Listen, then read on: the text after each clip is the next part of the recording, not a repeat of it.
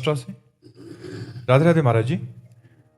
महाराज जी, आपके श्री मुख से सुना है कि तुम जो कार्य कर रहे हो वो सब भजन माना जाएगा। तुम्हारा चलना परिक्रमा है, तुम्हारी निद्रा समाधि मानी जाएगी। महाराज जी, ऐसा भजन कब और कैसे होता है?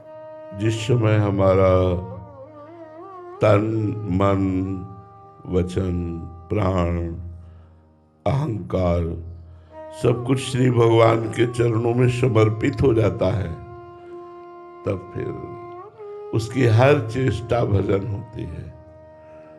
जब अपनापन न शरीर में रह जाता है, न किसी व्यक्ति में रह जाता है, न किसी वस्तु में रह जाता है, केवल परमात्मा में, प्रभु में रह जाता है, तो उसका चलना परिक्रमा है, उसका बोलना स्तुति है, उसका भोजन पाना हवन यज्ञ है, और उसका शयन करना निद्रा समाधि स्थिति, वो निद्रा समाधि स्थिति।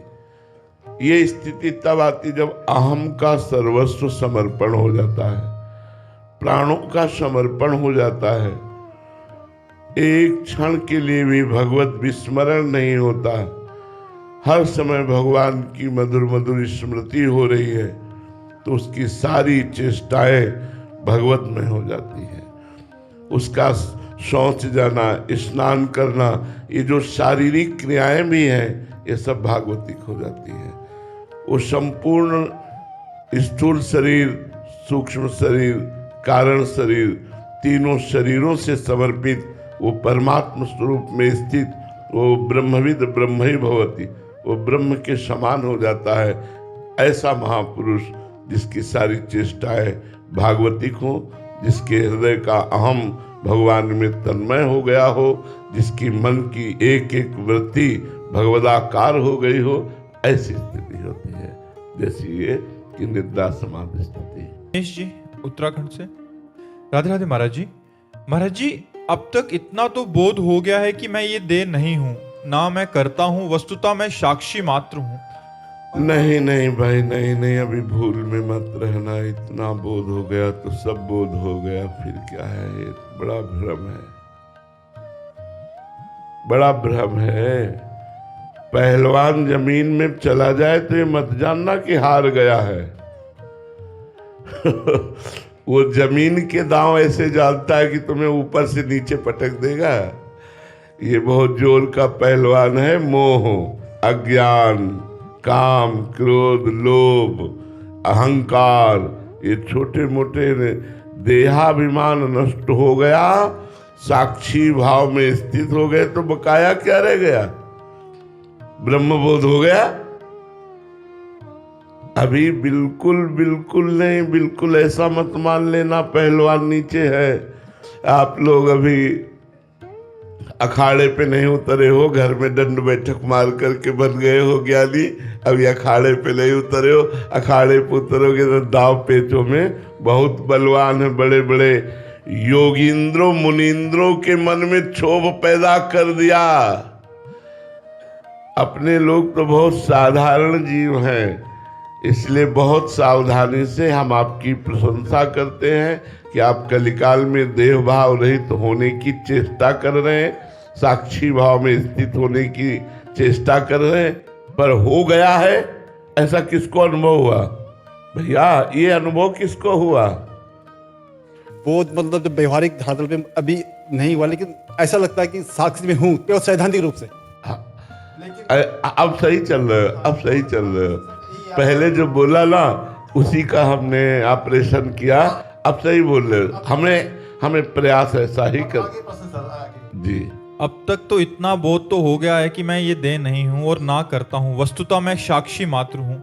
महाराज जी देखो, इसी बात में हम फिर भी कहते हैं कि अगर देह को थोड़ी भी पीड़ा होगी, भूख प्यास आदि जो प्राण के धर्म है, जो इंद्रियों के धर्म है, ये विचलित ना कर दे, हमें ऐसा प्रयास रखना है। ये बात जब हमें समझ में आ गई है कि मैं देह नहीं हूं, तो विकार किसके हैं? देह के हैं। जितने भी वेग हैं वो किसके हैं? सब इंद्रिय, प्राण, मन इन्हीं के हैं। और आप इनके साक्षी हो तो आप निर्विकार हो। आप निर्विकार हो तो आप हर समय आनंद में, द्वंद्व में ना आना चाहिए, न हर्ष में, न शोक में, न सुख में, न दुख में, न मान में, न अपमान में, न लाभ में, न हानि में, न जन्म में, न मृत्यु में। तब माना जाएगा कि आप देहातीत भाव को प्राप्त हो चुके हैं, देह भाव रहित हो चुके हैं। अभी ऐसा भ्रम मत करना, देह भाव रहित होने का प्रयास कर रहे हैं, ऐसी भावना करना। ठीक है जी।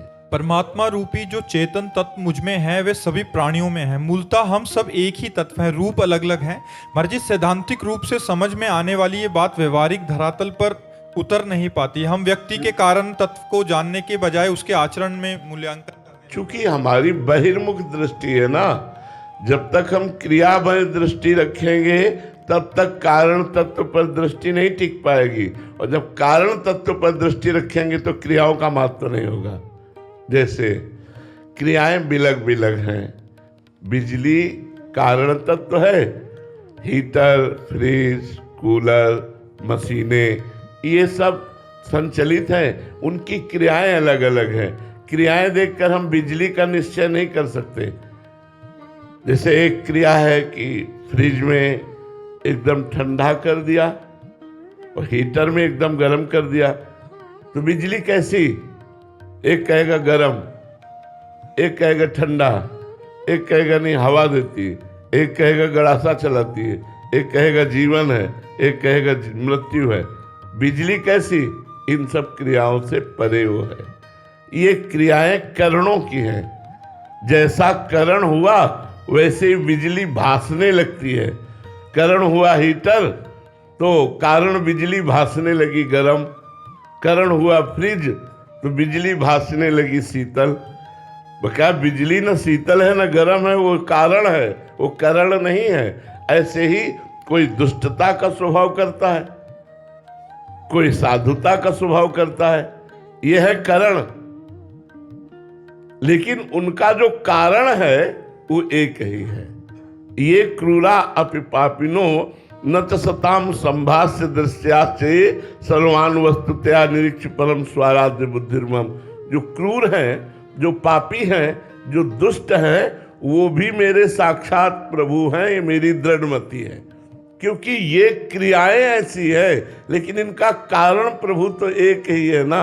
ये जिसको बोध हो जाता है, अभी ज्ञान हुआ है, अभी केवल जानकारी हुई है, जब बोध हो जाएगा तो फिर ये क्रियाएं नहीं दिखाई देंगी, तत्व दिखाई देगा। अभी हमें तत्व नहीं दिखाई देता, क्रियाएं दिखाई देती। इसलिए गुरु प्रसाद से साधना में संलग्न रहो, धीरे धीरे आगे उन्नति हो जाएगी।